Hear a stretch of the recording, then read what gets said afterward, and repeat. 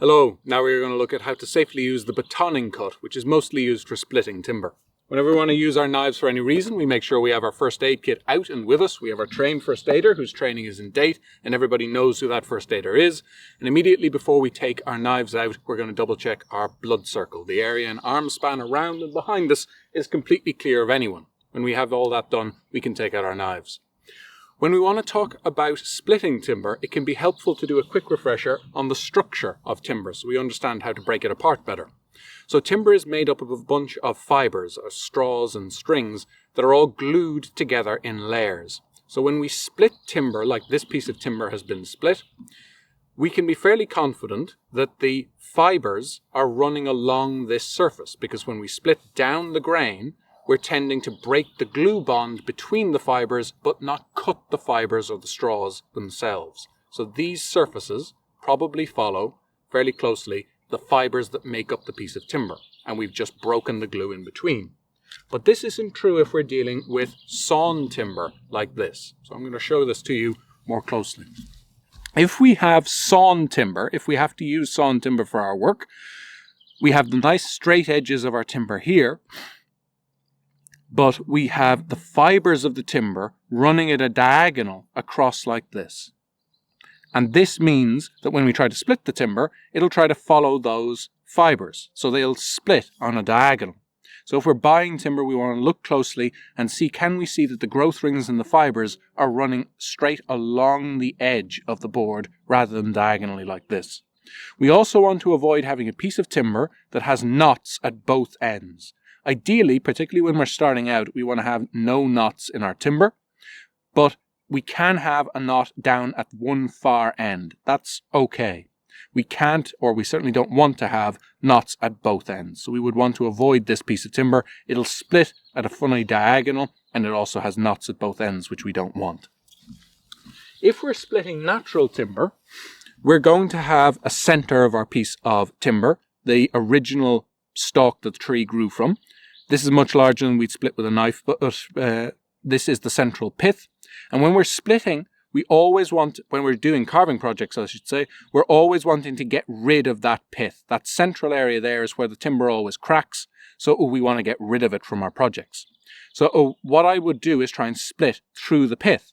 But if I split up on the line I'm pointing at here, I'm going to have a very thin side and a much thicker side. And this thinner side is weaker. It'll bend and the fibres in it will start to tear.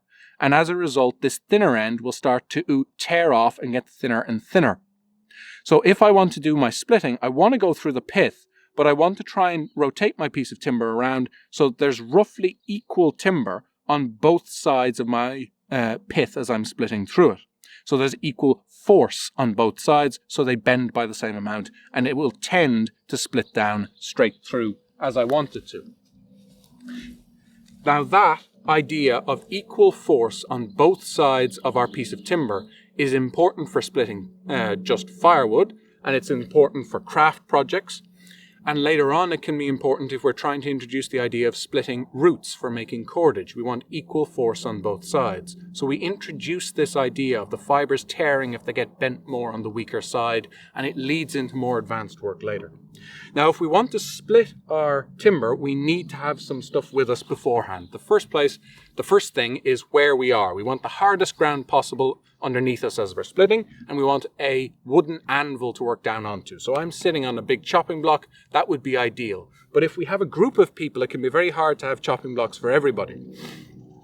So what we can do if we're doing light batoning work with our knives, so not with axes or hatchets, but if we could do this with the light batoning work, light splitting work we do with a knife, we can have a heavier piece of firewood, or in this case a piece of 2x6 roughly, that we would be able to use as our anvil instead of having a big chopping block. And it can be a lot easier with groups of people.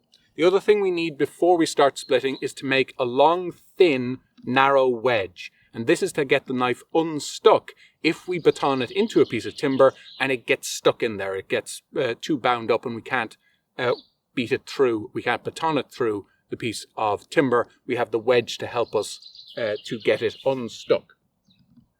And then finally, we need a baton. We need something that's going to hit the back of the knife. And it's really just the heaviest piece of firewood that we can comfortably hold on to. We want it heavy so that we can use the weight of the baton rather than having to swing it very hard ourselves, because that's less controlled. So the heaviest piece of firewood that's comfortable to hold. If this handle was a bit too big for me, I could narrow it down like I've narrowed down this larger one that you'd use for doing splitting work with hatchets. So this is narrowed down just to make it more comfortable to hold on to. This is okay, but if it was uncomfortable, I could narrow down at one end to act as a handle. And that's what we need for our baton. Now we're going to split some timber. I'm going to stand up now, so I'm going to make sure my knife is properly sheathed as I'm moving. And I'm going to step back behind here, and I have a raincoat down on the ground. I could also use a hat. I want to kneel down onto something because I am working on very hard ground, ideally. So I want to have something to protect my knee so I don't get injured. Now, my piece of timber that I'm going to split has a knot down at this end, and I'm going to make sure I start my split from the other end so that I have lots of leverage. These sides of timber that don't have a knot in it are going to start splitting apart, and they're going to act as big levers to help me break through that difficult bit where I have a knot. So I want to sit my piece of timber on the far side of the chopping block to me, so that if anything goes wrong, it goes wrong far away from me. And I'm going to have one knee down and one knee up to give me stability. I want to take out my knife now, so I want to check my blood circle, and we're clear. I'm going to hold my knife in my non-dominant hand because I have a fairly heavy baton and because I'm splitting up on a fairly tall piece of timber. And I'm going to hold my knife in my non-dominant hand and hold my arm out straight with the knife sitting at 90 degrees to my arm. I don't want it pointing away from me, and the reason is if something goes wrong, I'm already as far away from the piece of timber as I can be, but if anything goes wrong, I want the knife to tumble out to the side of me. And this is why my left knee is down when my knife is in my left hand, or my non-dominant hand, because if my left knee was up, my knife would tumble into my left side, into my left leg. So I want to have my left knee down if I have the knife in my left hand, and vice versa if I had it in my right hand.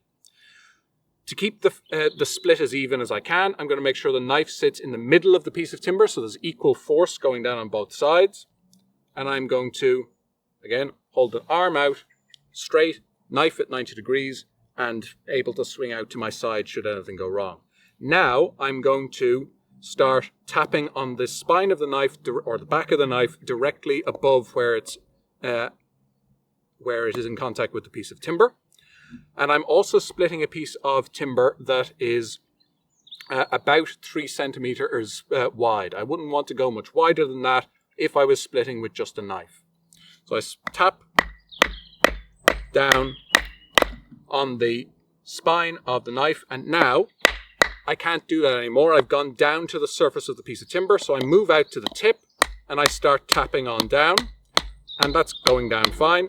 If it was getting difficult to split through, if I was finding that knife was getting jammed in place, I would take my wedge and I'd put it down into the slot that the knife has already made, and I'd free up my knife using my wedge. So give it a few light taps. That knife's now come loose, and as I'm not using my knife, I'm immediately going to put it in my sheath so it's safe, and then I'm going to continue my split on down with the wedge.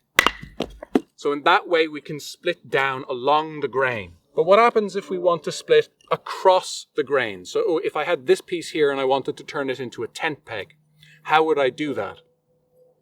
Well, what I would do is I would start my split, my cross grain split, about 5 centimeters down from the end, and we're going to look at why in just a moment. I want to sit it on my chopping block again. I actually need more knife control here, so I'm actually going to swap my knife hand. So that means I need to swap what knee is down, because I need to, if my knife's in my right hand, I need to be able to swing out to my side, so I need that right knee down. I still want the piece of timber as far away from me as possible, but I'm going to have it out to the side of the chopping block so that my hand has somewhere to be. And again, check blood circle as I take out my knife. I'm going to put the knife down next 5 centimeters down from the end of the piece of timber. And because the piece of timber is off to the side of the chopping block, my knuckles aren't going down into the chopping block. So I do a few light taps with my baton, and then I stop. And we're going to look at why now. The knife is a fine wedge, and as I'm tapping it down, the thicker and thicker part of the wedge is going down into the timber, which puts huge pressure sideways on my bits of timber here, on these layers of timber. So if I keep beating down through this, I'm eventually actually going to have the whole section here pop off the top. So if I was making a tent peg, I'd lose the whole top of or a section of the top of my tent peg. So now I'm going to stop and take out the knife, and I'm going to create space for the knife to go deeper. So I'm going to hold my elbows in against my sides for safety, and I'm going to use the thumb push cut to push down into one side of my groove that I've batoned down, and now there's space for that knife to go down deeper. So I can go back to my chopping block and give a few more taps and alternate back and forth between doing a few light taps, elbows in at sides, and then doing the push cut down to give me more space so that wedge isn't breaking the piece of timber apart. If I don't do that, we should have a look at what happens. So I'm going to go up a little bit closer toward the end, and I'm going to beat that on that, and I'm going to bring the piece of timber over to you and show what has happened. I'm moving, so I'm going to make sure that knife goes back into its sheath so it's safe to move. And what has happened as we have been splitting down here is that the whole section of the piece of timber here has just sheared off. It was pushed too hard to the side. And it has just broken off. So this is what happens if we aren't careful and we baton too much across the grain all in one go. We end up just having that whole section tear off. So that is how we can safely use the batoning cut, and that is what we need for now.